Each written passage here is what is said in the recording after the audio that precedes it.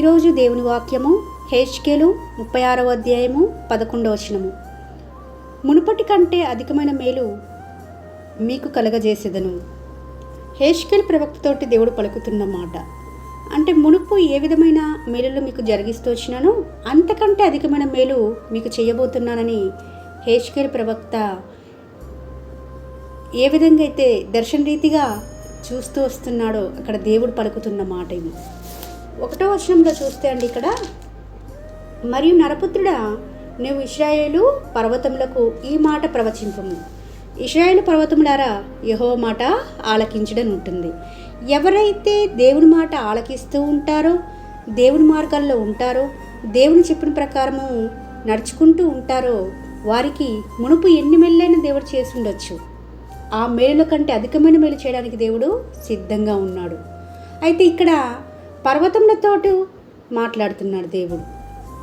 ఇశ్రాయేలుకు ఈ మాట ప్రవచింపమని చెప్తున్నాడు. ఇశ్రాయేలు పర్వతములను ఉద్దేశించి మాట్లాడుతున్నాడు. ఇక్కడ పర్వతము అంటే మనిషిని కూడా పోల్స్తూ మాట్లాడము ఉపమాన రీతిగా చెప్పడం జరుగుతుంది.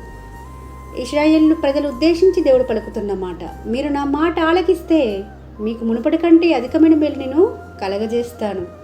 మీరు మన మాట వినడం మాత్రమే కాదు, నేను దాని ప్రకారం నడుచుకుంటే మీకు తప్పక అధికమైన మేలు నేను కలగజేస్తానని దేవుడే స్పష్టంగా మాట్లాడుతున్నాడు. ఇంతకుముందు మనం ఎంతగానో ఆశీర్వదింపబడిన వారమే. ఎన్నో అద్భుతములు దేవుడు మన పట్ల జరిగిస్తూ వచ్చినాడు. అయినప్పటికీ మనకు దేవుని మాట ఆలకించాలి అనేది చాలా వరకు నిర్లక్ష్యంగా ఉంటున్నామేమో బహుశా. అందుకే ఈరోజున దేవుడు స్పష్టంగా మాట్లాడుతున్నాడు మనందరితోటి. దేవుడు ఏదైతే చెప్తున్నాడో అది చేసినప్పుడు మాత్రమే మునుపు ఏ విధమైన మేలుతో మీరు నింపబడుతూ వచ్చినారో అంతకంటే అధికమైన మేలుతో దేవుడు మిమ్మల్ని నింపాలని ఆశపడుతుంటుండగా ఆ మేలును పొందుకొని దేవుని మహిమార్థమే జీవించేవారిగా ఉండాలని ప్రభుపేట మనవి చేసుకుంటూ మీ సహోదరి ఎలిజబెత్ రాణి.